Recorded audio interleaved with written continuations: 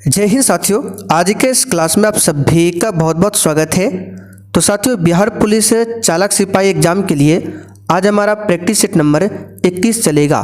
और साथियों, चालक सिपाही के लिए आपका एग्ज़ाम डेट भी आ चुका है। 10 दिसंबर से इसका एग्ज़ाम है, तो आपके पास बिल्कुल भी समय नहीं बचा हुआ है। आप लोग रेगुलर क्लास कीजिए और जिन्होंने अभी तक चालक सिपाही के बैच को ज्वाइन नहीं किया है, फटाफट से आप लोग इस बैच को ज्वाइन कीजिए। ये हमारा व्हाट्सअप नंबर है, इस पर मैसेज करके बता सकते हैं कि सर हमें बैच चाहिए।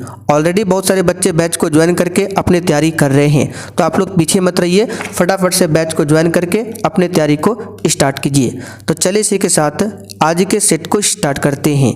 तो देखिए, आज का पहला क्वेश्चन है, धारा 220 का संबंध किससे है? सीट बेल्ट, सरकारी कर्मचारी द्वारा अपराध, हिट एंड रन, या फिर डी वाहन सीमा।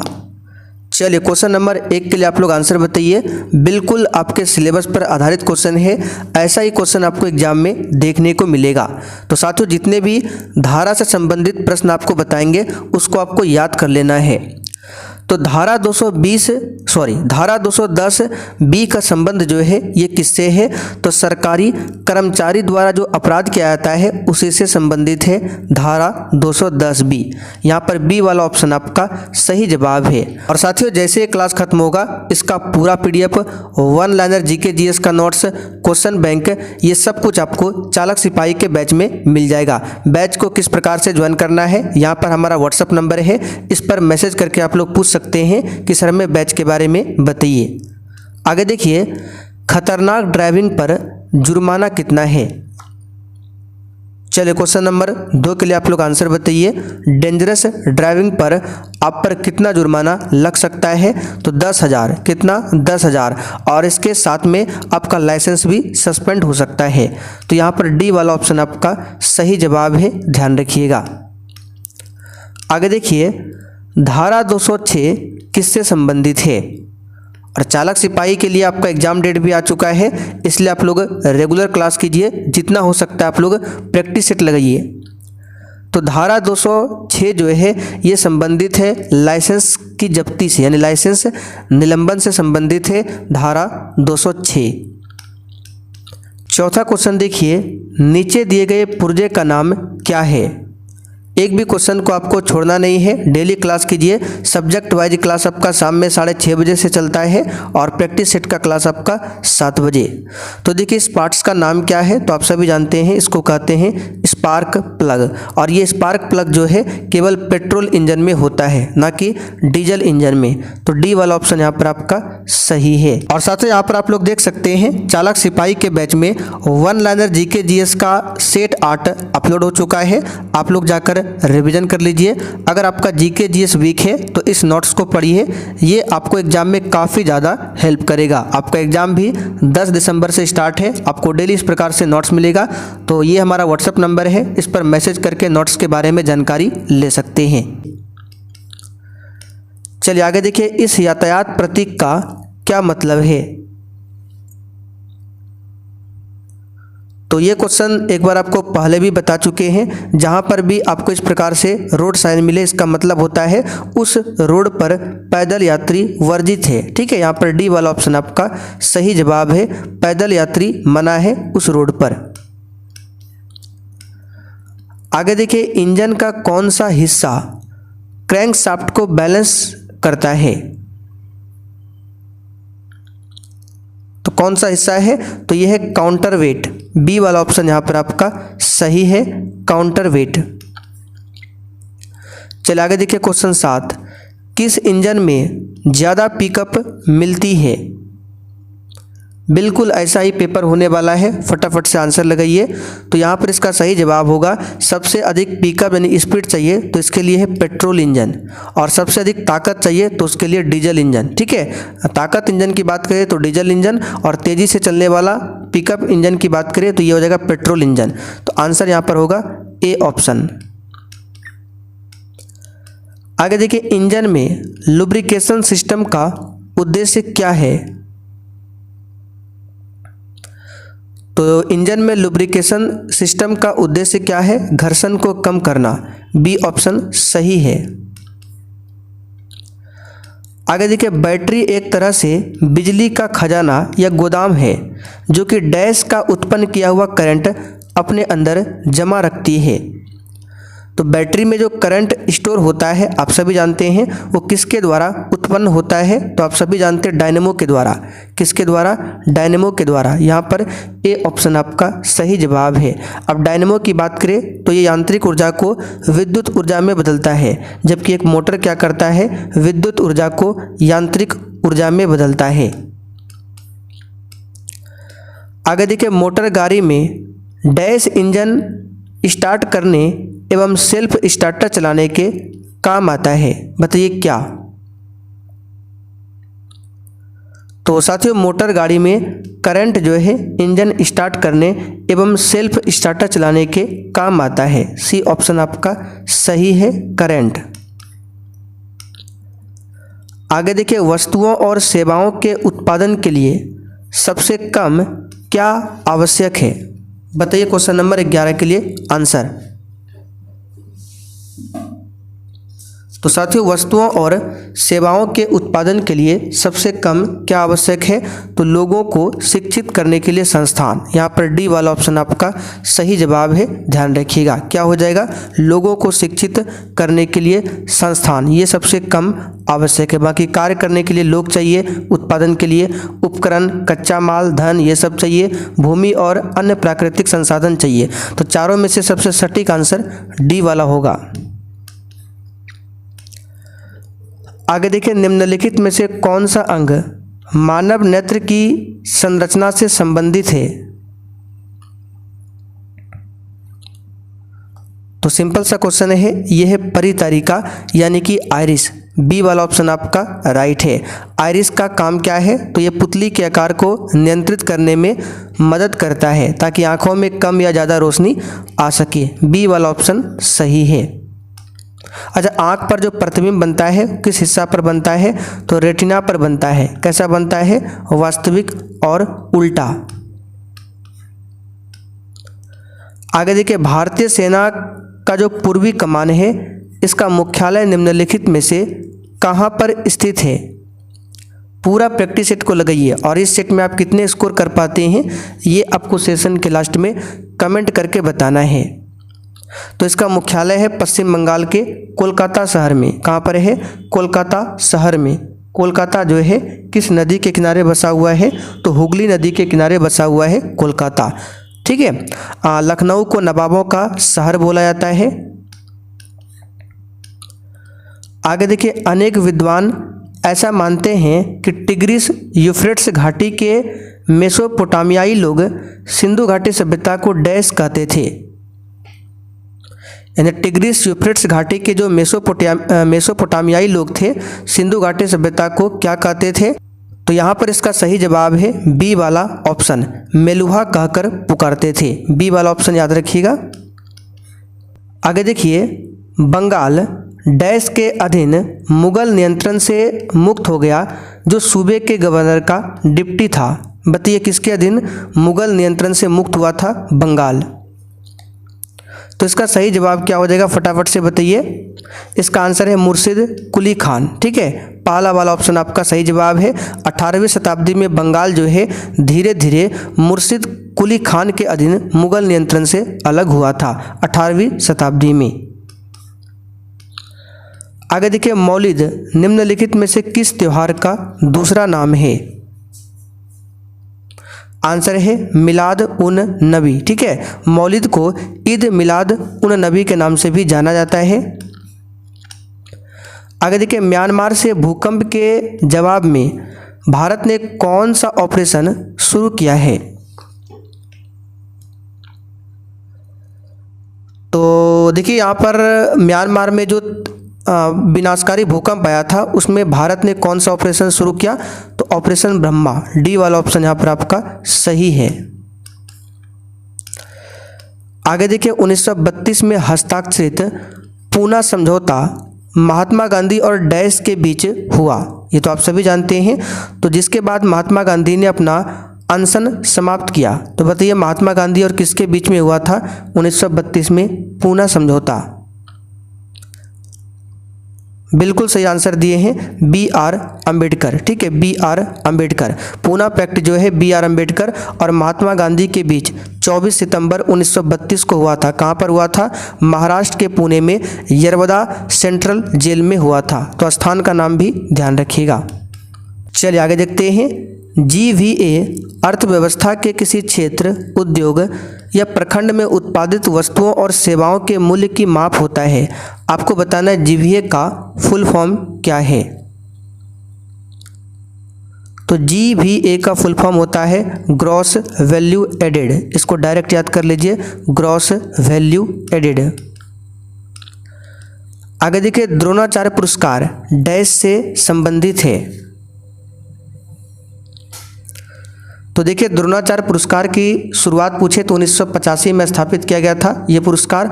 और ये किससे संबंधित है? तो स्पोर्ट्स और खेलों में उत्कृष्ट कोच से संबंधित है। बी ऑप्शन यहाँ पर आपका सही जवाब, यानी खेल के क्षेत्र से संबंधित है।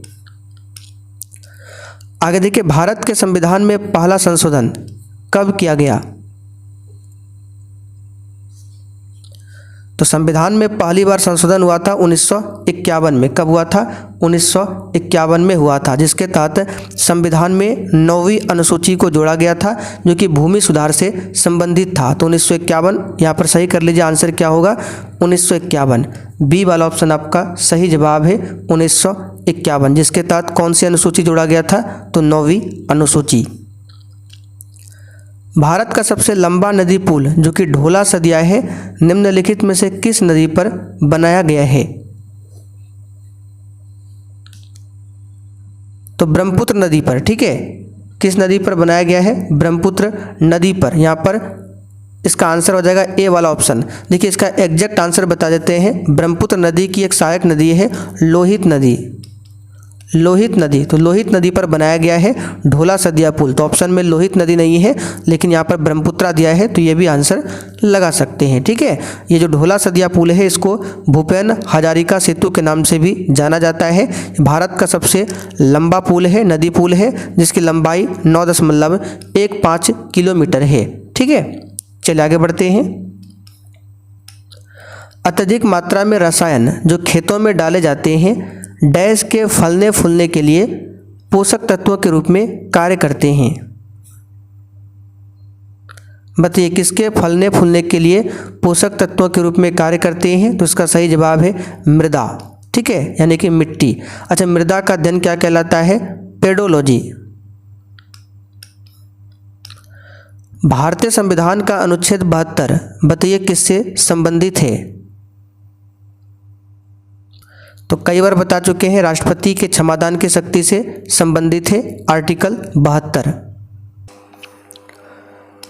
चलिए आगे देखिए, क्यूपेम और कचौरेम नामक शहर किस भारतीय राज्य में स्थित है? तो यहाँ पर इसका सही जवाब है गोवा में। बी वाला ऑप्शन आपका सही जवाब है। कहाँ पर है? गोवा में। आगे देखिए, प्रधानमंत्री नरेंद्र मोदी छठे बिम्स्टेक शिखर सम्मेलन में भाग लेने के लिए किस देश की यात्रा किया?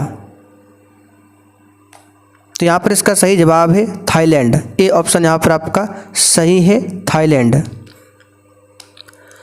आगे देखिए, तृतीय बौद्ध सभा किस स्थान पर बुलाई गई थी? बताइए, क्वेश्चन 28 के लिए आंसर।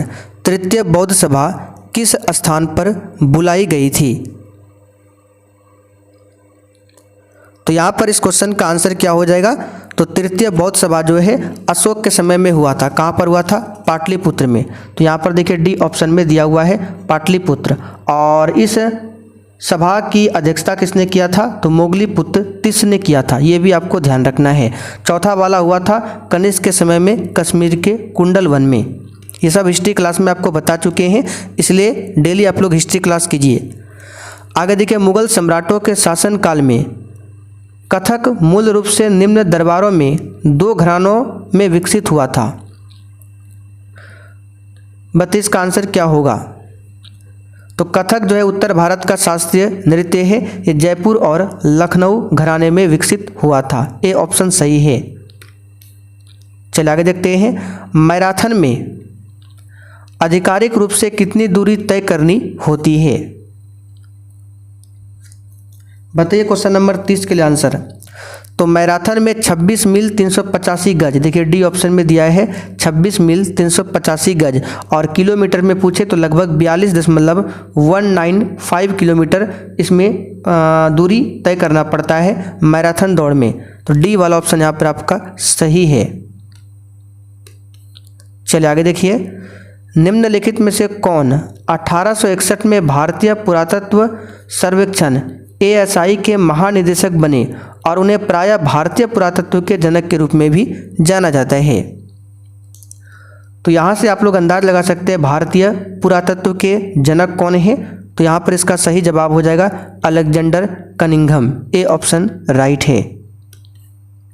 चलिए आगे देखते हैं क्वेश्चन 32। भारतीय संविधान का अनुच्छेद 51A निम्न में से किससे संबंधित है? तो साथियों संविधान का 51A आप सभी जानते हैं मूल कर्तव्य से संबंधित है, और भाग पूछे तो भाग 4A, ठीक है। अच्छा, मूल कर्तव्य को किस समिति के सिफारिश पर संविधान में जोड़ा गया था? तो सरदार स्वर्ण सिंह समिति के सिफारिश पर मूल कर्तव्य को संविधान में जोड़ा गया था। जिस समय जोड़ा गया था उस समय 10 मौलिक कर्तव्य ही थे। बाद में 11वां मौलिक कर्तव्य को 86वां संविधान संशोधन 2002 के तहत जोड़ा गया। इस प्रकार वर्तमान में टोटल 11 मौलिक कर्तव्य है और इसको रूस देश के संविधान से लिया गया है। मौलिक अधिकार वर्तमान में टोटल 6 है, इसको अमेरिका के संविधान से लिया गया है। आगे देखिए, कौन सा देश दुनिया के सबसे गंभीर मानवीय संकट का सामना कर रहा है? तो यह देश कौन सा है? सूडान, बी वाला ऑप्शन यहां पर आपका सही जवाब है, सूडान। आगे देखिए, हेपेटाइटिस बी डैश में होने वाला एक जानलेवा संक्रमण है। तो लीवर संक्रामक रोग है हेपेटाइटिस बी, यानी कि यकृत को यह प्रभावित करता है। बी ऑप्शन यहां पर आपका सही है। चलिए आगे देखिए, 1810 के आसपास ब्रिटेन द्वारा आयात किए जाने वाले नील में भारतीय नील की हिस्सेदारी लगभग कितने प्रतिशत थी? तो 1788 की बात करें तो इसमें ब्रिटेन में आयातित नील का जो था केवल 30% भारत से था, लेकिन 1810 के आसपास ये कितना हो गया? 95%। सी वाला ऑप्शन यहाँ पर आपका सही जवाब है, 95%। आगे देखिए, संविधान सभा को अस्थायी संसद के रूप में किस वर्ष परिवर्तित किया गया था? आंसर हो जाएगा 26 जनवरी 1950। डी वाला ऑप्शन आपका राइट है। चलिए अगला क्वेश्चन देखिए, उस भूमि का वैज्ञानिक नाम क्या है जिस पर फसलें उगाई जाती है? तो यहाँ पर इसका सही जवाब है कृषि भूमि। उसको क्या बोला जाता है? कृषि भूमि। बी ऑप्शन सही है। अगला क्वेश्चन देखिए, द इंडिया वे, यहाँ पर क्वेश्चन को सही कर लीजिए, टाइपिंग एरर है। The India way strategies for an, यहाँ पर भी देखिए टाइपिंग एरर है। क्या होगा? फॉर एन अननोन होगा, अननोन वर्ल्ड, ठीक, पूरा टाइपिंग एरर है। तो the India way strategies for an unknown world पुस्तक के लेखक कौन है? इसका आंसर याद रखिएगा, एस जयशंकर। कौन है? एस जयशंकर, विदेश मंत्री, ठीक है, वर्तमान में विदेश मंत्री है। दारा सिकोह के पिता का नाम क्या था? बताइए। आपको ध्यान रखना है वर्तमान में विदेश मंत्री कौन है? Doctor S Jaishankar. तो साथियों दारा सिकोह के पिता का नाम था शाहजहां। क्या नाम था? शाहजहां। सी वाला ऑप्शन सही है। आगे देखिए, पाटलिपुत्र को किस शासक ने सर्वप्रथम अपनी राजधानी बनाया था? अच्छा क्वेश्चन है, बताइए। तो पाटलिपुत्र को किस शासक ने सबसे पहले अपनी राजधानी बनाया था? तो उदयन ने बनाया था। किसने बनाया था? उदयन ने। उदयन जो है हर्यक वंश का शासक था, ठीक है। हर्यक वंश की स्थापना बिंबिसार ने किया था। किसने किया था? बिंबिसार ने। और हर्यक वंश को पितृहंता वंश भी बोला जाता है, इस बात को ध्यान रखिएगा। अच्छा, हर्यक वंश का अंतिम शासक कौन था? तो नागदशक। जो भी क्वेश्चन बता रहे ध्यान से सुनिएगा। हर्यक वंश का अंतिम शासक कौन था? नागदशक। चलिए आगे देखते हैं क्वेश्चन 41। भारतीय संविधान के किस धारा के अंतर्गत आदिवासियों को कमजोर वर्ग का स्थान दिया गया है? तो यह है आर्टिकल 342 के तहत दिया गया है। 352 में क्या है? राष्ट्रीय आपातकाल का प्रावधान है और भारत में अब तक 3 बार राष्ट्रीय आपातकाल लागू हो चुका है। 356 में राष्ट्रपति शासन है। 360 में क्या है? वित्तीय आपातकाल है। अच्छा, वित्तीय आपातकाल को संविधान में कहाँ से लिया गया है? तो अमेरिका के संविधान से लिया गया है वित्तीय आपातकाल को, और यह भारत में अभी तक एक बार भी लागू नहीं हुआ है। आगे देखिए, मुख्यमंत्री किसके लिए जिम्मेदार नहीं है? तो यहाँ पर इसका सही जवाब है राज्य की सुरक्षा। राज्य की सुरक्षा के लिए मुख्यमंत्री जिम्मेदार नहीं होता है। राज्य की सुरक्षा के लिए संघ सरकार उत्तरदायी होता है आर्टिकल 355 के आधार पर। ठीक है। वित्तीय घाटे का तात्पर्य क्या है? तो सभी मदों से प्राप्त आय खर्च से कम, ये वित्तीय घाटे का मतलब है। सी ऑप्शन यहाँ पर आपका सही है। निम्नलिखित में से कौन सा मूल अधिकार भारतीय संविधान द्वारा नागरिकों को नहीं प्रदान किया गया है? बताइए कौन सा मूल अधिकार है? तो ये सूचना का अधिकार। ठीक है, सूचना का अधिकार जो है भारतीय संविधान के द्वारा नागरिकों को नहीं प्रदान किया गया है। यहाँ पर सी वाला ऑप्शन आपका सही जवाब है। अच्छा, सूचना का जो अधिकार है इसे अक्टूबर 2005 में, ठीक है, अक्टूबर 2005 में सूचना के अधिकार अधिनियम को लागू किया गया था। इस बात को ध्यान रखिएगा। मौलिक अधिकार की बात करें तो आर्टिकल 12 से लेकर 35 तक में है मौलिक अधिकार। भारत में झूम खेती के अंतर्गत भूमि का सर्वाधिक प्रतिशत किस राज्य में है? तो यहाँ पर इस क्वेश्चन का आंसर क्या हो जाएगा? तो भारत में झूम खेती के अंतर्गत भूमि का सर्वाधिक प्रतिशत कहाँ पर है? नागालैंड में है। डी वाला ऑप्शन आपका सही जवाब है। देखिए, झूम खेती जो होता है ये पर्यावरण की दृष्टि से क्या होता है? हानिकारक होता है, और अलग अलग जगह पर झूम खेती को अलग अलग नाम से जानते हैं। जैसे केरल में झूम खेती को पोनम बोला जाता है। क्या बोला जाता है? पोनम। छत्तीसगढ़ में झूम खेती को क्या बोला जाता है? तो दीपा। क्या बोला जाता है? दीपा बोला जाता है। मध्य प्रदेश में झूम खेती को दहिया या फिर बेवर के नाम से जाना जाता है अलग अलग स्टेट में। आगे देखिए, बिहार सरकार ने किस वर्ष सरकारी नौकरियों में महिलाओं के लिए 95% आरक्षण का प्रावधान किया? तो 2016 में। कब? 2016 में। बिहार का सर्वोच्च साहित्यिक सम्मान कौन सा है? तो साथियों, बिहार का सर्वोच्च साहित्यिक सम्मान है राजेंद्र सम्मान। बी वाला ऑप्शन यहाँ पर आपका सही जवाब है, राजेंद्र सम्मान। अच्छा, कालिदास सम्मान जो है किसके द्वारा दिया जाता है? तो मध्य प्रदेश सरकार के द्वारा कालिदास सम्मान को दिया जाता है। चलिए आगे बढ़ते हैं। एटीपी का उत्पादन किस कोशिकांग में होता है? बताइए। आंसर है सूत्रकनिका, जिसको इंग्लिश में बोलते हैं माइटोकॉन्ड्रिया। तो एटीपी का उत्पादन माइटोकॉन्ड्रिया में होता है, ध्यान रखना है। व्यक्ति अपनी दाढ़ी बनाने के लिए जिस दर्पण को प्रयोग में लाता है वह कौन सा है? तो 10th क्लास का क्वेश्चन है, यह है अवतल दर्पण। लास्ट क्वेश्चन देखिए, ठोस में चल सकने वाली तरंगे कौन सी है? तो ठोस में अनुप्रस्थ अनुदैर्घ्य दोनों तरंगे चल सकता है। सी ऑप्शन यहाँ पर आपका सही जवाब है, ध्यान रखिएगा। ध्वनि की बात करें तो अगर आपसे पूछे ध्वनि की चाल सबसे अधिक किस माध्यम में होती है? तो ठोस में, सबसे कम गैस में। ध्वनि की चाल निर्वात में गमन नहीं करती है। तो साथियों, आज का सेट यहीं पर कंप्लीट होता है। अब जिनको भी चालक सिपाही के लिए बैच ज्वाइन करना है, आइए आपको बता देते हैं किस प्रकार से बैच को ज्वाइन करना है। तो यहाँ पर देख लीजिए, ये वाला एप्लीकेशन आपको प्ले स्टोर से सबसे पहले डाउनलोड करना है। उसके बाद इसको ओपन कर लीजिएगा। फिर आपको ऑल कोर्स पर क्लिक करना है। जैसे ही क्लिक करेंगे सबसे ऊपर ही आपको मिल जाएगा बिहार पुलिस ड्राइवर का बैच। इसमें आपको क्या क्या मिलेगा सब कुछ लिखा हुआ है। इसके साथ में आपको स्पेशल बिहार जीके का नोट्स और मोटर व्हीकल एक्ट गाड़ी से संबंधित प्रश्न जो भी होता है उसका थ्योरी और ऑब्जेक्टिव क्वेश्चन दोनों दिया जा रहा है। तो अब बिल्कुल भी एग्जाम में समय नहीं बचा हुआ है। दिसंबर में आपका एग्जाम है, तो तो फटाफट से बैच को ज्वाइन करके अपनी तैयारी को स्टार्ट कीजिए।